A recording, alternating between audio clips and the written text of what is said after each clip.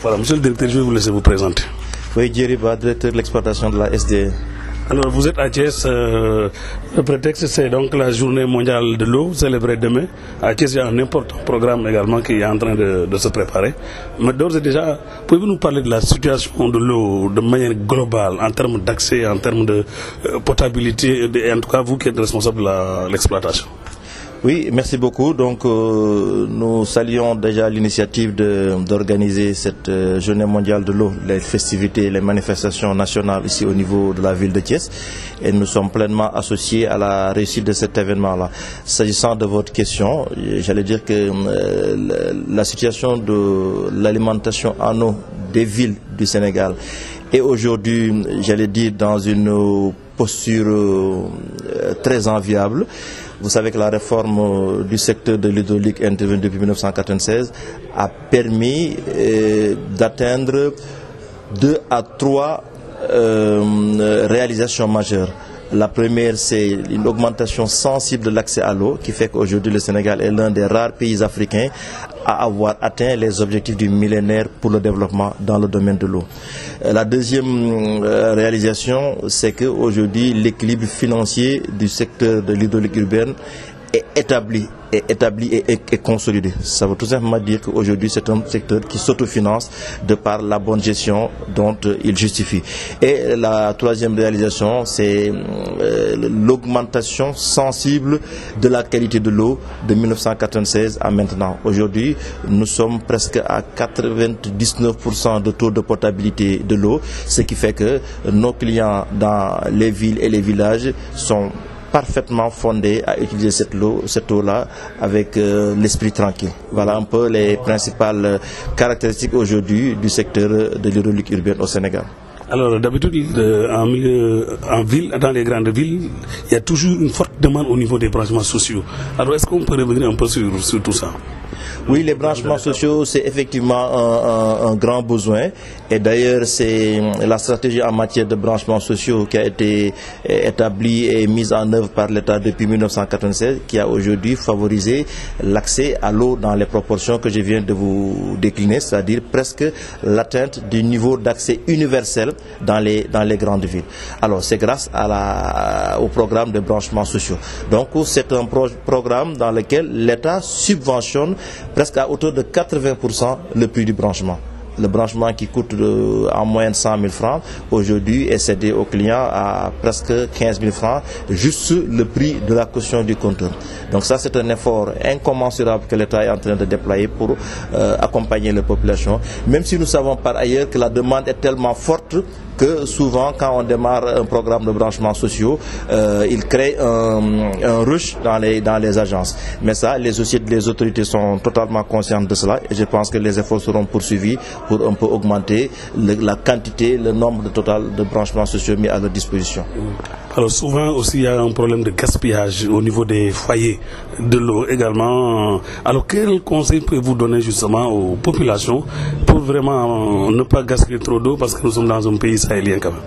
Oui, c'est très à propos. Le conseil, c'est un conseil générique. Et je vais juste vous répéter, il faut éviter les gaspillages. Maintenant, est-ce que les gens sont conscients de comment se font les gaspillages d'eau? C'est ça la question. Et c'est pourquoi il est important que tout le monde s'associe à la sensibilisation. Donc aujourd'hui, les voies par lesquelles le gaspillage d'eau se fait le plus aujourd'hui dans les ménages, c'est principalement à travers les chasses d'eau, dont on ne maîtrise pas la fermeture, à travers les usages directs au robinet ou à l'évier, ou bien à travers peut-être dans les maisons carrelées des fuites invisibles sous les carreaux. Donc il est important que les clients gardent à l'esprit qu'un compteur d'eau, ça se surveille. Au moins 2 fois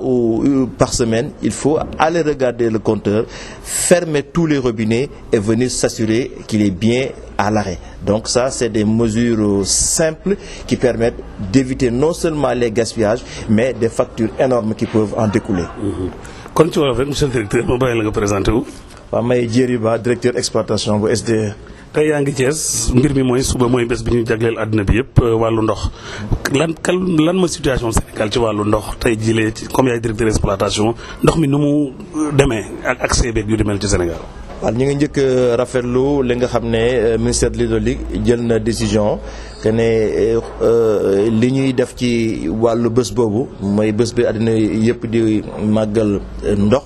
ñoom ñu ngi tànn defee ko fii ci dëkku Thiès bi loolu moo tax SDE nga xam ne moo yore ndox fii ci biir Thiès ñëw taxaw ci ngir jàppale leen ci waaye aussi ngir def ay yeneen activités yoo xam ne yaakaar nañ ne dina nekkal njëriñu askan wi mooy journée porte ouverte bi ñuy nar a def suba ci suñu agence bi ci Thiès. Situation ndox tey ci biir Sénégal surtout ci biir dëkk yu mag yi ñu naan ko hydraulique urbaine yaakaar nañ ni luñ mën a damoo la. lu tax ndaxte politique bi nga xam ne état du Sénégal taxawal na ko samp na ko depuis 1996 ba tey muy ñaari fukki at ak benn gis nañ ne am na jeexital yu am solo ba ci njëkk mooy que ne fi mu nekk nii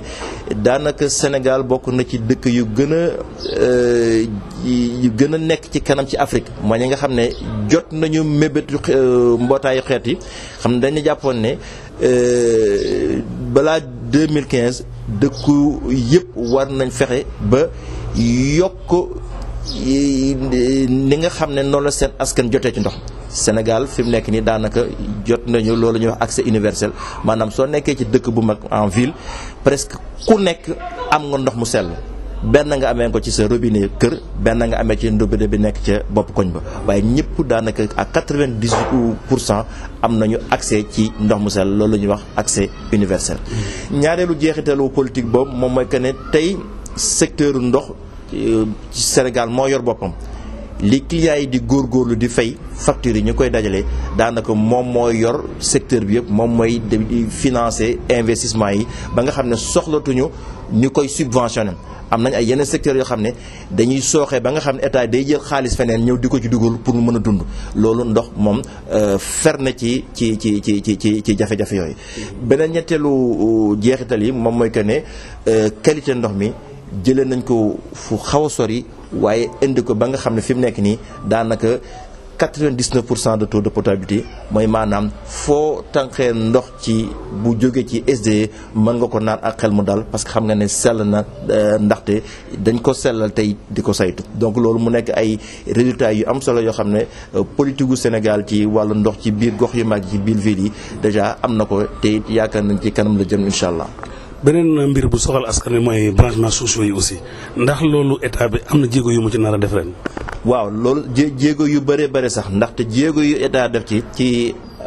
amal programme bi waaye saxal ko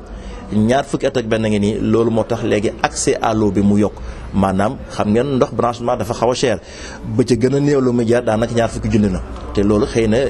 ménage yu bëri attanuñ ko. waaye niñ ko yombalee noonu ci biir branchement sociaux nga xam ne au lieu ngay fay ñaar fukki junni daanaka ñetti junni ngay fay mooy caution ba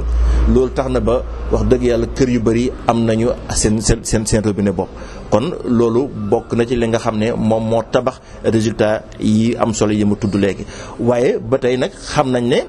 macha allah comme dëkk yi dañuy yokk askan wi di yokk soxla branchement sociaux yi aussi ba tey xam nañ ne mi ngi wéy di yokk loolu ministère de l'hydraulique état xam nañ ko moo tax. tey ñi ngi ci benn programme 20 000 branchements ak 165 kilomètres yoo xam ne ci biir dëkk bi ci biir Sénégal ñu ngi ko fi maye waaye ñi ngi jëm ci ay yeneen programme yoo xam ne presque yeneen 15 000 branchements ñu ngi koy xaar ci lu yàggul donc politique branchement sociaux lu am solo la état bi xam na ko te it je pense que ñi ngi ci ay tànk wéyal ko. laaj bi mujj mooy wàllu yaxanal ndox yàqum ndox mi yenn saa yi dañu fës lool te ndox lu jar a garder la ndax réew yi ñu nekk nii daanaka Sahel lañ leen di tudde ndax mën nga rek wax yàqum ndox mi fan lay bàyyeeku ak loo nga leen di digal dëgg-dëgg. waaw loolu dëgg la parce que soo leen seetee ni ko ñëpp bëggee te lii xaalis bi bëri biñ ciy def jar na tax na war na tax ba ku ci jot rek nga jëfandikoo ko ni mu gën a yëwee maanaam nga bañ ko yàq. parce que ndox dafa am solo te dëkk yi ñu nekk muy Sénégal dëkk yoo xam ne seen taw bariwul donc dëkk bu faral di ñàkk ndox la suñu defee effort ba nga xam ne tey yegsi nañu fii ñu yegsi ñëpp dañoo war a dimbale effort boobu jàppal ko saxal ko waaye jàppale ko nekk ci bañ a yàq parce que ndox mu ñu yàq moom daanaka du jëriñul dara or soo ko yàqul fii mën na jëriñ sa morom donc na ñëpp taxaw ci laayanti biir ci bañ a yàq ndox te ñu xam nag ci yan anam lay ndox di yàqoo je pense que ndox mi ngi yàqoo lim gën a bari ci jumtukaay yi ñu am ci biir kër yi lii di chasse mooy chaise anglaise wala chaise turque wala douche nga xam ne ngay ubbi ndox mi sotti sa ko ngay sangu wala robinet yi ñu taxaw di ci jàpp wala robinet waa ñi taxaw di ci raxaseen directement loolu bokk na ci liy yàq ndox. leneen li moom mooy xëy na loo xam nit ñi duñ ko yëg mooy kër yi nga xam ne carrelé nañ ko te installation bi xëy na màgget na wala demeewul noonu loolu mën nañ am ay fuite ci biir yooyu nag non seulement fuite bi baaxul ci kër gi waaye dalay faral di indil ay factures yoo xam dalay mbett lay doon ci yow kon compteur ku nekk nay faral di ko surveiller benn wala ñaar yoon ci ay bés bi nga ñëw tiim sa compteur tëj lu robinet yëpp ci biir kër gi nga seet ndax est-ce que nee na tekkaaral waaw loolu moom moo lay am nga dal xel ne que ne kër gi amul fuite kon loolu ñu ngi koy laaya biir askan wi te ñu di sant ñëpp di gërëm ñëpp ci ñi nga xam ne fii waa Thiès ñu ngi koy jàppalante ak SDE ak surtout ci jafe-jafe yi nga xam ne génn nañ ci weer yi passé. jërëjëf monsieur Ba merci beaucoup jërëjëf.